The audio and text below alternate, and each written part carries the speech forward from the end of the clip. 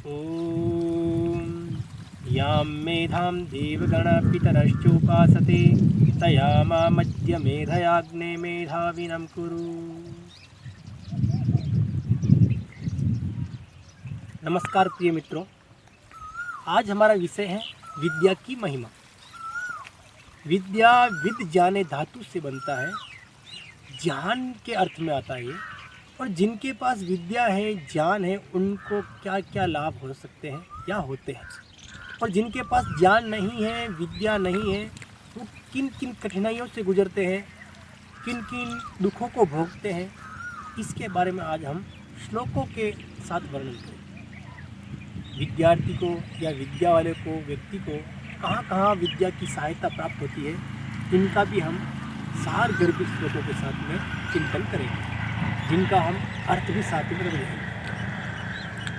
तो हमारा पहला श्लोक है कि विद्यार्थी या जिनके पास ज्ञान है, उनको विद्या का क्या लाभ होता है, या विद्या जिनके पास नहीं है वो कैसे होते हैं।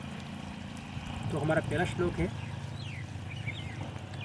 रूप यौवन संपन्ना विशालकूल संभव विद्याहीनान शोभन्ते निर्गंधा इव किम सुखा। जो व्यक्ति रूप यौवन से संपन्न हो, जो बहुत सुंदर हो, विशाल कुल संभव, जो बड़े कुल में, बड़े राजघराने में, चाहे बड़े संपन्न परिवार में जिनका जन्म हो,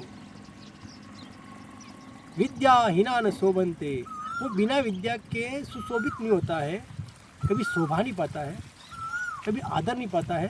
जैसे निर्गंधा इव किम सुखा, किम शुका बोलते हैं ढाक को। जिस प्रकार ढाक के फूल बहुत सुंदर दिखते हैं पर उनमें सुगंध नहीं होती है, उसी प्रकार विद्या से हीन व्यक्ति बिना शोभामान होता है, बिना सुगंधित होता है। इसी कड़ी में विद्या नहीं दिलाने वाले माता पिता कैसे होते हैं, उनके बारे में कहते हैं श्लोक में, माता शत्रु पिता वैरी येन बालो न पाठित न शोभते सभा मध्ये हंस मध्ये बको यथा।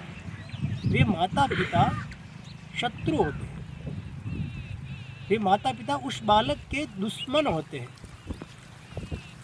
येन बालो न पाठिता, जिन माता पिता के द्वारा अपना बालक पढ़ाया नहीं गया, जो माता पिता अपने बच्चे को पढ़ाते नहीं, वे माता पिता उस बालक के शत्रु होते हैं।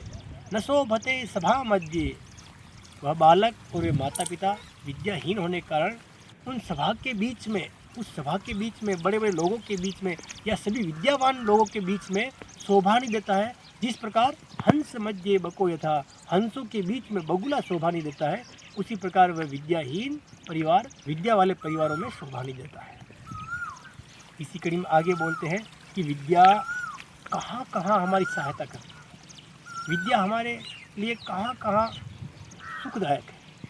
इसमें बोलते हैं, विद्या नाम नरस्य रूपमधिकं प्रच्छन्न गुप्तं धनं विद्या भोग करी यश सुख करी विद्या गुरूणां गुरु विद्या बंधुजनो विदेश गमने विद्या परा देवता विद्या राजसु पूज्यते नहि धनं विद्या विहीना पशु विद्या विहीना पशु। इसका बहुत सार गर्भित अर्थ है। विद्या नाम नरस्य रूपम अधिकम, जिस व्यक्ति के पास विद्या है, जिस व्यक्ति के पास ज्ञान है, उसका रूप कुरूप होते भी उसका रूप बहुत ही बढ़ जाता है, उसका मान सम्मान बढ़ जाता है। प्रच्छन्न गुप्तम धनम, ये विद्या जो है एक गुप्त धन के समान है, एक प्रचुर मात्रा में गुप्त धन के समान है। विद्या भोग करी यश सुख करी, जिन्होंने विद्या का भोग किया है वो यश और सुख को प्राप्त होता है।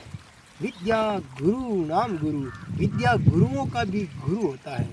और विद्या बंधुजनों विदेश गमने, जब हम अपने देश को छोड़कर, अपने जो देश काल है उसको छोड़ करके हम बाहर जाते हैं, विदेश जाते हैं, चाहे अलग राज्य में जाते हैं, तो वहाँ विद्या ही हमारा बंधु है, विद्या ही हमारा समाज है, विद्या ही हमारे मित्रगण है। विद्या परा देवता, और विद्या परम देवता है। देवता, देने वाली है। विद्या हमें हमेशा कुछ न कुछ देती रहती है। आगे कहते हैं विद्या राज सुपूज्यते नहीं धनम। विद्या राजाओं में, राज दरबार में विद्या पूजी जाती है, ना कि धन की पूजा होती है। विद्या विहीन पशु, और जो व्यक्ति विद्या से हीन होता है, जो समाज विद्या से हीन होता है, वह पशु के समान होता है। इसी कड़ी में आगे बोलते हैं विद्या के कि विद्या को कौन कौन नहीं चुरा सकते हैं, या विद्या हमारे लिए कैसे लाभकारी। तो कहते हैं न चोरहार्यम न राजहार्यम न भ्रातृभाज्यम न च भारिकारी व्यये कृते वर्धत एव नित्यम विद्या धनम सर्वधनम प्रधानम विद्या धनम सर्वधनम प्रधानम। बहुत सुंदर अर्थ है इसका। कहते हैं कि विद्या रूपी धन को न चोर चुरा सकता है, न राजा हरण कर सकता है, न राजा उसको छीन सकता है, न भ्रातृभाज्यम, न भाई उसका बंटवारा करा सकता है, न च भारकारी। और विद्या रूपी धन कभी भार भी नहीं लगता है, भारदायक नहीं लगता है, हमें भारी नहीं लगता है, दुखदायक नहीं लगता है। वे करते कृते वर्धते एव नित्यम, वे कृते वर्धते एव नित्यम। जितना हम इसको व्यय करेंगे, जितना हम इसको ज्ञान को बांटेंगे, हम परोसेंगे दूसरों को, उतना ही ये बढ़ता है। विद्या धनम सर्वधनम प्रधानम। विद्या रूपी धन जो है ना, वो सभी धनों में, सभी संपत्तियों में प्रधान है, प्रमुख है, मुख्य है। अगले श्लोक में कहा गया है कि हमें सुख की चाह करनी है या विद्या की। यदि हमें सुख चाहिए तो क्या होगा, और विद्या चाहिए तो क्या होगा। तो श्लोक में कहते हैं सुखार्थिना कुतो विद्या कुतो विद्यार्थिना सुखम सुखार्थी वा त्यजेत विद्या विद्यार्थी वा त्यजेत सुखम।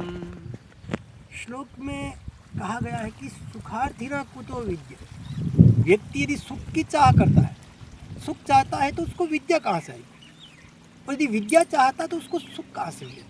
यदि हमें विद्या चाहिए तो हमें विद्या में रमण करना पड़ेगा, हमें सुख की कामना नहीं करनी पड़ेगी। तो इसके अंदर कहा गया है कि यदि हमें सुख चाहिए तो विद्या को छोड़ दो, और विद्या चाहिए तो सुखों को दूर कर दो। थोड़े समय के लिए हमें विद्या के अंदर रमण करना है, कुछ उसके अंदर आने वाली कठिनाइयों से लड़ना है, तभी जाके हम सुख को प्राप्त होंगे। अगले श्लोक में विद्या नहीं होने पर हमें क्या क्या हानि हो सकती है, हमें क्या क्या नहीं मिलेंगे, इसके ऊपर कहा गया है अलसस्य कुतो विद्या अविद्यस्य कुतो धनम अधनस्य कुतो मित्रम अमित्रस्य कुतो सुखम। यदि हम आलस्य करेंगे, आलसी व्यक्ति है, उसके पास विद्या कहाँ से आएगी। और जब हमारे पास विद्या नहीं है, जिसके पास विद्या नहीं है, उसके पास धन कहाँ से आएगा, धन संपत्ति कहाँ से आएगी। और जिसके पास धन नहीं है, उसके पास मित्र नहीं होंगे, और जिनके पास मित्र नहीं है तो वो सुख कहाँ से पाएगा। अर्थात ये सबका सब विद्या के ऊपर टिका हुआ है। हमारे पास विद्या होगी तो हमें धन संपत्ति सब कुछ मिलेगा। और आगे वाले श्लोक में कहा गया है कि जिनके पास विद्या है उन्हें क्या क्या प्राप्त होते हैं। उसके अंदर कहा गया है विद्या ददाति विनयम विनया ददाति पात्रताम पात्रत्वा धनमाप्नोति धनात् धर्मः तथा सुखम। विद्या ददाति विनयम, विद्या विनयता को, शीलता को देती है। जिनके पास विद्या है वो विनयशील होंगे। विनया ददाति पात्रता, और जो विनयशील होंगे वो पात्र होंगे, वो लायक होंगे। और पात्रत्वा धनमाप्नोति, और जो लायक होंगे, जो पात्र होंगे, उनको धन प्राप्त होगा। धनात् धर्मम तथा सुखम, धन से हमें धर्म को प्राप्त करेंगे। यदि हमारे पास धन होगा तो हम धर्म के कार्य करेंगे, और यदि हमारे पास धर्म होगा तो हमें सुख भी मिलेगा। यानी कि ये सारे के सारे हमें विद्या से प्राप्त हो सकते हैं। अगले श्लोक में कहा गया है कि विद्या कब हमें विद्या होने पर भी लाभ नहीं देती है, इसके बारे में कहा गया है पुस्तकस्तु या विद्या परहस्तगतम धनम कार्यकाले समुत्पन्ने दशा विद्या न तद्धनम।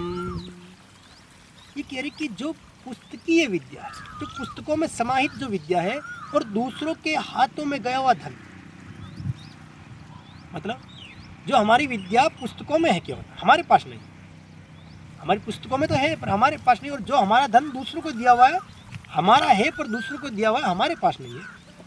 कार्य काले समुत्पन्ने, जब हमारा कार्य पड़ता है, जब हमें उनकी ज़रूरत होती है, तो न तो वो विद्या विद्या होती है, न वो धन धन होता है, क्योंकि कार्य पढ़ने पर वो व्यक्ति हमें धन तुरंत नहीं लौटता, और वह विद्या पुस्तक की विद्या हमारे कार्य पढ़ने पर हमारे दिमाग में नहीं आ सकती, हमारे काम नहीं आ सकती। तो मित्रों, विद्या जिनके पास में जो विद्यार्थी है या जो विद्या के व्यसनी है, विद्या में लगे हुए हैं, उनको बहुत सारे लाभ। विद्या हमें सब कुछ देती है जो हमें चाहिए, और अविद्या हमें गर्त में खड्डे में ले जाती है। कहते हैं ना, समाज ज्ञानवान होगा तो आगे बढ़ेगा। तो हमारे पास ज्ञान होगा तो हम हमेशा आगे बढ़ेंगे, हमेशा उन्नति को प्राप्त करेंगे। तो हमारा इस ज्ञान के ऊपर, इस विद्या की महिमा के ऊपर आज का ये जो वीडियो क्लिपिंग तैयार किया गया है, उसका यही कारण है कि हम चाहते हैं कि हमारा समाज उन्नति की ओर जाए, विद्या को प्राप्त करे, विद्या की महिमा को समझे, विद्या के गुणों को समझे, और अविद्या के जो होने वाले दुख है, जो होने वाली कठिनाइयाँ हैं, उनको समझे और विद्या के मार्ग पर चलने की कोशिश करें। आप सभी विद्या को धारण करें, विद्या के मार्ग पर चलें और उन्नति को प्राप्त हुए, यही हमारी कामना है। धन्यवाद।